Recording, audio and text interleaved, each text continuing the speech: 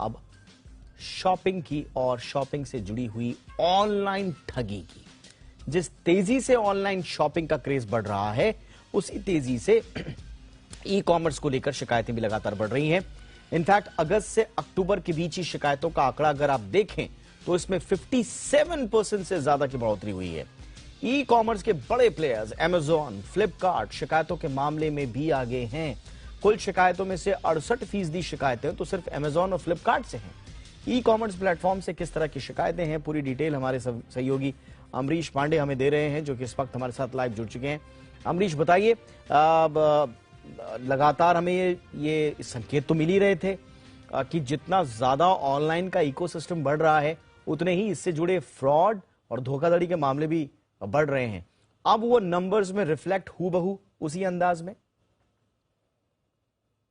जी बिल्कुल सही कहा आपने कि जिस तरह से हम डिजिटल शॉपिंग की तरफ, डिजिटल ई कॉमर्स की तरफ बढ़ रहे हैं, उससे जुड़े हुए जो फ्रॉड के मामले हैं या फिर सर्विस में असंतुष्टि के मामले हैं, वो लगातार बढ़ रहे हैं।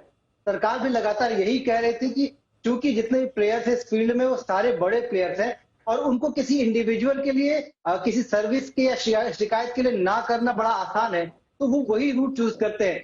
ऐसे में सरकार लगातार ये प्रमोट कर रही थी कि आपको अगर किसी सुविधा से, किसी सेवा से या फिर प्रोडक्ट से असंतुष्टि है तो उसकी शिकायत आप कीजिए। और सरकार ने इसके लिए पोर्टल को भी, अपने शिकायत की जो प्रक्रिया है उसको भी बड़ी आसान कर दिया था। और इसी का नतीजा है कि अब जाकर अगर हम पिछले साल की तुलना में इस साल की तुलना करते हैं तो लगभग 57% मामले ई कॉमर्स से जुड़ी शिकायतों के बढ़ गए हैं। सरकार इसके पीछे वजह यही देख रही है कि क्योंकि शिकायत की प्रक्रिया आसान कर दी गई है, ऐसे में कंपनियों की जिम्मेदारी बढ़ गई है।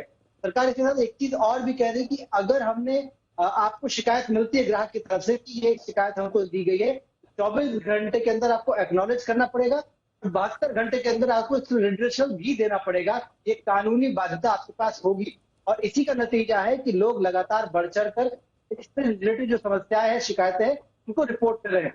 अगर हम कंपनीज की बात करते हैं तो फ्लिपकार्ट और अमेजन, ये जो बड़े प्लेटफॉर्म्स है, और इनसे जुड़ी शिकायतें, चाहे वो रिफंड से हो, चाहे वो प्रोडक्ट की डिलीवरी से हो, या फिर डिफेक्टिव प्रोडक्ट से हो, या फिर गलत तरीके का प्रोडक्ट देने की हो, ये सबसे ज्यादा प्रचलित मामले हैं जो कि ई कॉमर्स प्लेटफॉर्म के जरिए देखे जाते हैं। बाकी जो प्लेटफॉर्म्स है उनसे भी मामले आते हैं, लेकिन उनके मामले बनिस्बत इन दो बड़े प्लेयर्स के कम है। तो ऐसे में सरकार लगातार ये प्रमोट कर रही है, लोगों से अपील कर रही है कि आप अगर कोई शिकायत या फिर कोई सेवा लेते हैं तो बिल के साथ लीजिए, और अगर असंतुष्ट है तो शिकायत जरूर कीजिए। अच्छा, एक चीज है अमरीश, अब इसमें दो बातें हैं। एक तो है, इस पे आपने बिल्कुल सही कहा, एक तो है जो इन ई कॉमर्स प्लेटफॉर्म्स पर आपको कोई चीज रिफंड करवानी है, रिफंड करने का मैकेनिज्म मैं देख रहा था बहुत ज्यादा स्ट्रांग नहीं है। वो बहुत ज्यादा ऑप्शन आपको नहीं देते हैं। वो कहते हैं कि साहब माना कोई दूसरी चीज आप मंगाना चाहते हैं, दूसरे साइज की मंगाना चाहते हैं, बड़े लिमिटेड से ऑप्शंस हैं, और या तो आपको ठीक वही प्रोडक्ट आपको वो रिप्लेस करके देंगे। आप चाहें कि मैंने गलती से कुछ और मंगा दिया, मैं कुछ और मंगाना चाहता था, उसका ऑप्शन नहीं है जहां तक मेरी जानकारी है। तो ये तो इनकी शिकायतें। दूसरा कि भाई डिलीवर करके चला गया, आपको ऐप पे बता दिया कि भाई डिलीवर हो गया, और डिलीवर हुआ कि नहीं हुआ इससे अब किसी को कोई मतलब नहीं है। आप इन कंपनी के कस्टमर अधिकारियों से बात भी नहीं कर पाएंगे, क्योंकि वो ऑनलाइन ही जुड़ते हैं और फिर उनके बॉट्स जो है वो आपको रिप्लाई करते हैं और आप कुछ उसमें कर नहीं पाते। तो कई तरह की शिकायतें हैं। लेकिन दूसरी है कि कई फेक ई कॉमर्स साइट हैं। आप जब इन ई कॉमर्स वेबसाइट पे जाते हैं तो आपके साथ ऑनलाइन ठगी हो जाती है, डुप्लीकेट वेबसाइट्स आ जाती हैं। तो ये किस तरह के ज्यादा मामले हैं? इन वेबसाइट्स के अपनी जो लापरवाहियां हैं उसके मामले ज्यादा हैं, या फिर इनके नाम पर जो फेक वेबसाइट्स चल रही हैं या ऑनलाइन ठगी हो जाती हैं उसके मामले हैं? दीपक, देखिए, जी बिजनेस एक जिम्मेदार चैनल है और अपनी पूरी जिम्मेदारी के साथ हम ये साफ कह रहे हैं कि चूंकि ये सारे प्लेटफॉर्म्स बड़े हैं, वो आसानी से चूज करते हैं कि आपको हम कोई रिप्लाई न दें।